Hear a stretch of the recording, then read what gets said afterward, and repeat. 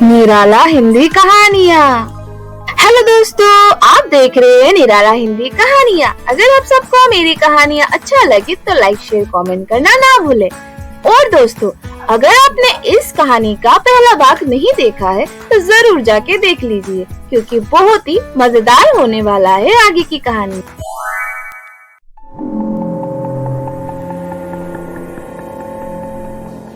क्या ये तुम क्या कह रहे हो? हाँ माँ, अब हमें खर्च भी हिसाब से करना पड़ेगा, क्योंकि अगर हमने पैसा वेस्ट किया तो घर आगे चलाने में प्रॉब्लम होगा।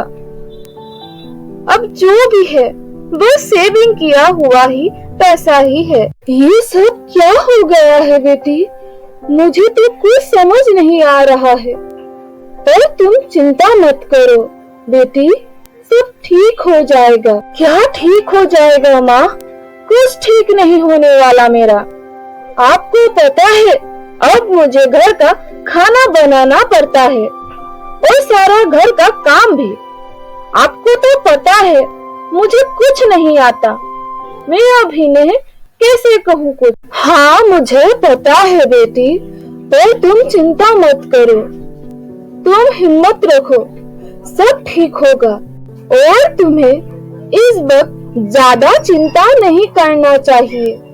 तुम सो जाओ और रेस्ट करो, मैं कल बात करूंगी। ठीक है माँ, मैं रखती हूँ। प्रमिला अपनी बेटी की परेशानी को सुनकर बहुत दुखी हो जाती है। तभी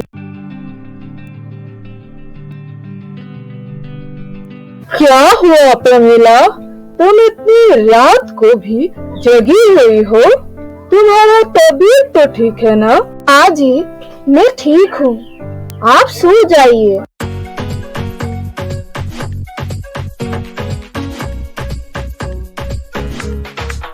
ये सब क्या है? इतनी गंदगी। निकिता, निकिता, कहाँ हो तुम? ये घर इतना गंदा करके क्यों रखी हो? मुझे गंदगी पसंद नहीं है। और तुमने खाना बनाया क्यों नहीं? मुझे भूख लगी है। वो मुझे खाना बनाना नहीं आता, इसीलिए मैंने सिर्फ नूडल ही बनाया है जी। क्या तुम्हें खाना बनाना नहीं आता? तुम मुझे ये कहना चाहती हो कि मैं इस वक्त नूडल्स खाऊं? हाँ, मुझे यही आता है बनाना, मैं अब क्या करूं? अच्छा, तो तुम मेरे माँ को ये क्यों कहती थी कि तुम घर का सारा काम करती हो और तुम्हें तो टेस्टी खाना हमेशा चाहिए होता था ना? अब क्या हुआ? हाँ, मुझे टेस्टी खाना ही पसंद है, पर मैं अब क्या करूं? बाहर से खाना भी ऑर्डर नहीं कर सकती। अच्छा, तो तुम हमेशा ऑनलाइन ऑर्डर करके खाना चाहती हो? खुद से कभी खाना बनाने की या सीखने की कोशिश नहीं करना चाहती? यही सब घर में सीखी हो क्या तुम? ये तुम क्या कह रहे हो? तुम मेरा अब इंसल्ट कर रहे हो। अच्छा, इतने दिन से मेरी माँ को घर का सारा काम करना पड़ता था, तब तुम बैठी रहती थी, वो ठीक था क्या? हाँ, इतना तुम्हें अपने माँ का चिंता है तो क्यों उन्हें घर से भेज दिया? हाँ, मैंने माँ को भेज दिया। मैं नहीं चाहता कि तुम उनकी वजह से घर में झगड़ा करो हमेशा, और मुझे ये सब परेशानी मुझे नहीं चाहिए था। इसीलिए ये कहकर अजय वहाँ से चला जाता है और निकिता घर का सारा काम खत्म कर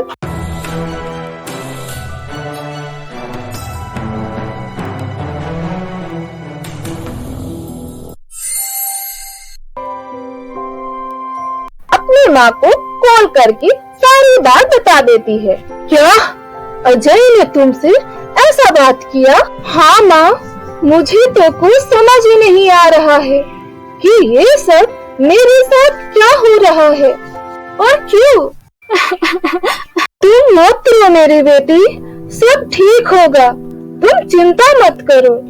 मैं कुछ करने के लिए सोचती हूँ, तुम तब तक ये सब संभालने की कोशिश करो बस। ठीक है माँ, पर ये सब शायद नहीं होता अगर मेरी सास यहाँ होती।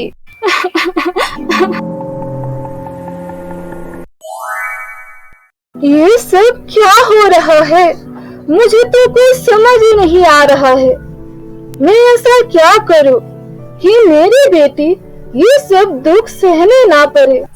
पर एक बात तो निकी ने सही कही कि अगर निर्मला जी होती तो ये सब शायद होता ही नहीं।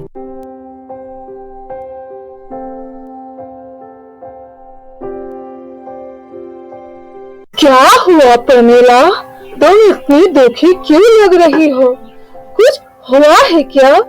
बताओ तो सही। हाँ जी, कुछ तो हुआ है। हमारी बेटी आज बहुत तकलीफ में है।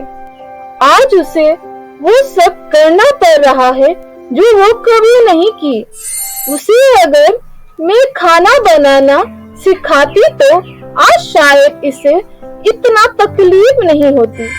ये निर्मला जी साथ होते तो वो सिखा देती। अच्छा, तो निर्मला जी कहाँ गए हैं? वो अपने पति के पास चले गए हैं। उनको अकेले सब घर का काम करने में दिक्कत हो रहा था, इसीलिए वे अपने पति का हेल्प करने के लिए चले गए। मुझे सब पता है कि मेरी बेटी कैसी है और आज ये सब क्यों सहना पड़ रहा है उसे। तुम जितना भी अपने बेटी को बचा लो पर उसका गलती कभी नहीं छुप सकती और ये सब के लिए भी तुम ही जिम्मेदार हो, समझी? हाँ, आपने ठीक कहा। अगर मैं अपने बेटी को अपने सास के साथ मिलकर रहने के लिए सिखा देती तो आज उसे हर काम में सास का साथ मिलता। उसे घर का सारा काम अकेला ना करना पड़ता। निकिता को इस मुसीबत के समय में कैसे घर संभालना पड़ता है ये सीख भी देना के लिए निर्मला जी होते। आज तुम्हें ये एहसास हो रहा है जब तुम्हारी खुद की बेटी के साथ हो रहा है और तुम जो अपनी बहू के साथ ये सब जानबूझकर करती हो, इस बात पर तुमने कभी अफसोस किया है? नहीं किया होगा क्योंकि वो तुम्हारी अपनी बेटी जो नहीं है। आप ये सब क्या कह रहे हैं? मैंने ऐसा क्या किया है? अच्छा, तुमने जो अपने बहू से कभी प्यार नहीं किया और सम्मान नहीं दिया जो वो हकदार है, उसे हर बात पर ताना देती हो, वो बेचारी तुम्हारी खुशी के लिए सब सह लेती है। उसके परिवार को भी तुमने कितना अपमानित किया है। तुमने कभी सोचा कि बहू के मन में कितना दुख होता होगा? हाँ, आप ठीक कह रहे हैं। मैंने बहुत गलत किया है। शायद इसलिए मेरे कर्मों का फल मेरे बेटी को मिल रहा है। अब ये सब कहकर क्या होगा? मैंने हमेशा कहा था कि तुम जो कर रही हो उसके लिए तुम्हें एक दिन पछताना पड़ेगा। हाँ, आपने ठीक कहा। मैंने अपने बेटी को हमेशा गलती करना सिखाया है और अपने बहू से उम्मीद किया है कि वो कभी गलती ना करे और वो मेरा हर कहा माने, मेरे हिसाब से चले। पर मैं ये भूल गई कि मेरी भी एक बेटी है। वो भी कल किसी और घर जाएगी।